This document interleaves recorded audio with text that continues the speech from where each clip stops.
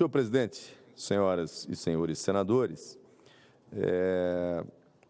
hoje o tema que me traz à tribuna do Senado, ele vai na direção um pouco daquilo que o senador professor Iovisto já abordou aqui no plenário do Senado Federal hoje. Nós estamos vivendo um período de inquietação no governo central. O governo do PT parece que acordou para uma realidade que ele sempre negou. O impacto das contas públicas no resultado experimentado por todos os brasileiros.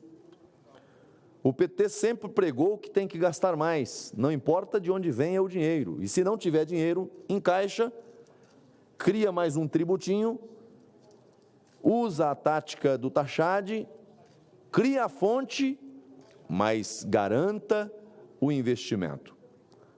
A conta chegou. Esse é o governo, nos últimos anos, que mais criou imposto no Brasil. Aumento de carga tributária, aumento de taxas, de contribuições. E com isso, o custo do Brasil só aumenta. É difícil ser empresário no Brasil, é difícil a vida do consumidor no país, porque nós temos um Estado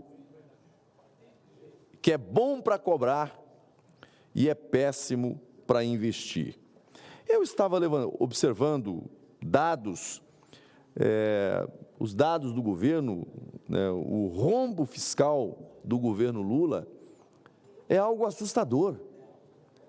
Veja, o governo tem déficit primário de quase 100 bilhões no acumulado do ano. Quase 100 bi. Mas o saldo negativo foi de 22,4 bilhões em agosto. Só no mês de agosto. Só no mês de agosto. 22 bi de saldo negativo e de outros 227,5 bilhões no acumulado ao longo dos últimos 12 meses. Esse é o governo do PT. Lula acumula em 2 anos o maior rombo de estatais do século.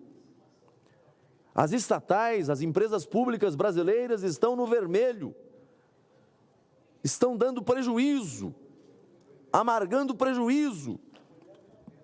Senhor presidente, o déficit foi de 9,7 bilhões em 2023 e 2024, o que representa, repito, o maior resultado negativo desde 2022. Aqui, traçando um paralelo entre a realidade de um governo que defende a economia liberal, o livre mercado, um governo que criou a lei da liberdade econômica, o governo do presidente Bolsonaro, quando a gente compara os resultados da atividade econômica de agora, o resultado das empresas estatais de agora, com aqueles medidos no governo, na gestão do presidente Bolsonaro, aí a gente tem uma diferença absurda. Na gestão do presidente Bolsonaro, o lucro das estatais bateu recorde. Foram 188 bilhões em 21. E entre as empresas que tiveram saldo positivo, uma delas, a Petrobras, que agora está na casa dos quase 3 bi de prejuízo, só a Petrobras, lá atrás deu lucro. Por que no momento você tem empresas públicas com resultados positivos e em outro você tem empresas públicas com resultados negativos? Eu começo com um dado simples. Nós aprovamos aqui no Senado Federal a lei das estatais. Nós aprovamos a lei das estatais, criando regras, sistema de controle, de eficiência, indicadores de resultados.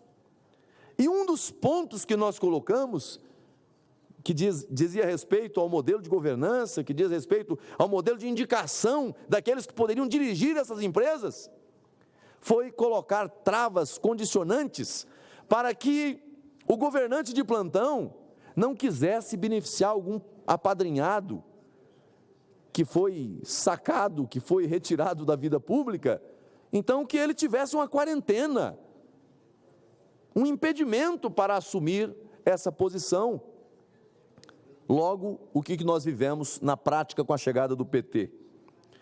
O PT ingressa com a ação no Supremo Tribunal Federal, arguindo a inconstitucionalidade, senador Uriel Visto, daquele ponto que dizia que não era possível, que não poderia fazer a indicação do apadrinhado, do companheiro. E com isso conseguiu eliminar, no âmbito do Supremo, que garantiu a indicação do presidente do BNDES com a burla à lei das estatais. Só para dizer que foi decisão monocrática. Decisão monocrática. E quem deu virou ministro. Foi premiado com um cargo de ministro posteriormente. Decisão monocrática. Isso garantiu à Petrobras a indicação com burla à lei das estatais que nós aprovamos. Está aí o resultado. A Petrobras dando prejuízo. Está aí o resultado, o BNDES deixando de cumprir as suas finalidades. Indicação, eu não sou contra a indicação política. A indicação política é parte da cultura política do Brasil. Agora, os critérios são estabelecidos para serem cumpridos. E nós vivemos um período em que os critérios são relativizados para atender o governante de plantão. E o pior, quando o investidor estrangeiro olha para o Brasil, senador Jaime Campos, ele tem medo de investir no Brasil por uma razão muito simples.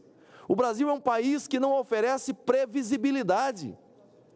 É um país que não oferece segurança jurídica.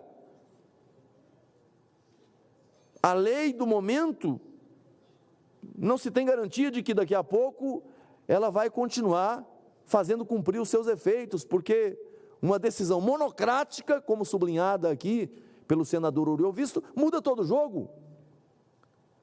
E aí? Aí o resultado é o cenário que nós temos hoje. Prejuízos nas empresas públicas brasileiras, déficit primário, rombo nas contas públicas. É uma escolha política. É uma escolha política. Eu vou além. Nós aprovamos também aqui no plenário do Senado e lá na Câmara a lei do saneamento, o novo marco legal do saneamento básico brasileiro. Aí nós temos, no âmbito do governo, a relativização, fragmentação, afrouxamento das balizas, das diretrizes que nós estabelecemos para garantir saneamento básico ao Brasil e um ambiente negocial seguro para as empresas. Ora, em centenas de anos, os governos não conseguiram fazer saneamento básico no Brasil. E aí, quando você começa a criar um ambiente para avançar com essa política, vem um governo que é mais Estado e menos mercado e quer desfazer tudo. O mesmo aconteceu com a legislação trabalhista. Nós avançamos, nós reformamos, nós modernizamos. E aí vem o governo do PT e, quando não consegue fazer pela via do legislativo, usa o judiciário para desmontar aquilo que foram avanços, que foram conquistas dos brasileiros. Eu vou citar um exemplo aqui, a contribuição sindical. Olha o que aconteceu em São Paulo recentemente. A fila de servidores e servidores filiados aos sindicatos vermelhos, lá, gerando constrangimento a esses que brigam e impuseram à força a volta do imposto sindical.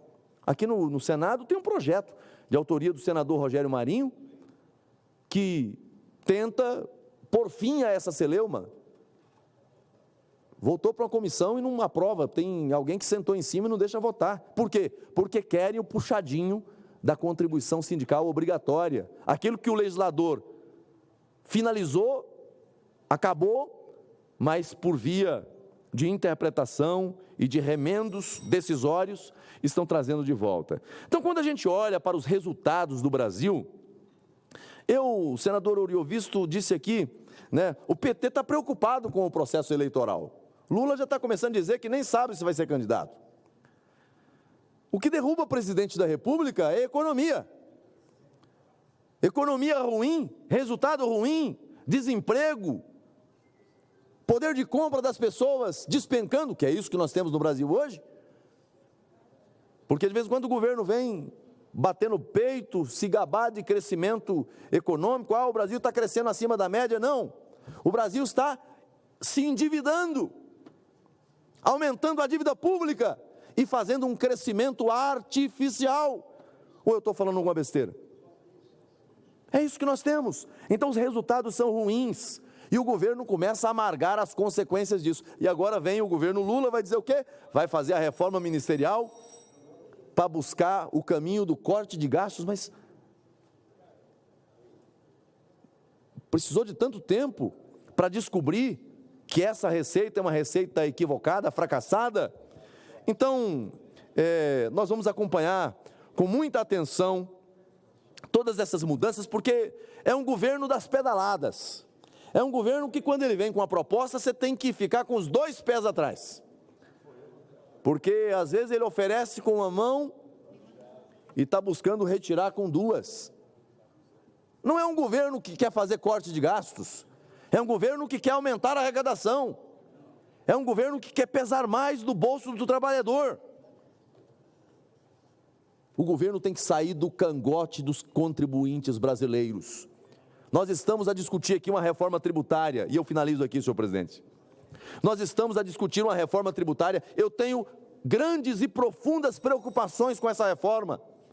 Para mim, reforma tributária que não simplifique, que não reduza a carga e que não distribua melhor o fruto da arrecadação, não é reforma tributária. Agora, a PEC foi aprovada e depois da PEC, quantas mudanças nós já não tivemos com majoração de carga tributária? Então, reformar para quê? Porque se antes mesmo de garantirmos efetividade, a reforma tributária já se está fazendo puxadinhos para aumentar a carga tributária no Brasil. Esse é um governo de estelionato, é um governo de enganação, é um governo que não quer reformas estruturantes. Ele é um governo que mente ao povo brasileiro. Por isso os indicadores de aprovação estão tão negativos e por isso aquilo que disse agora há pouco o senador Oriovisto, eu assino embaixo. É um governo que está fracassando no tempo por suas próprias escolhas equivocadas. Senhor presidente, agradeço a tolerância de Vossa Excelência. Muito obrigado.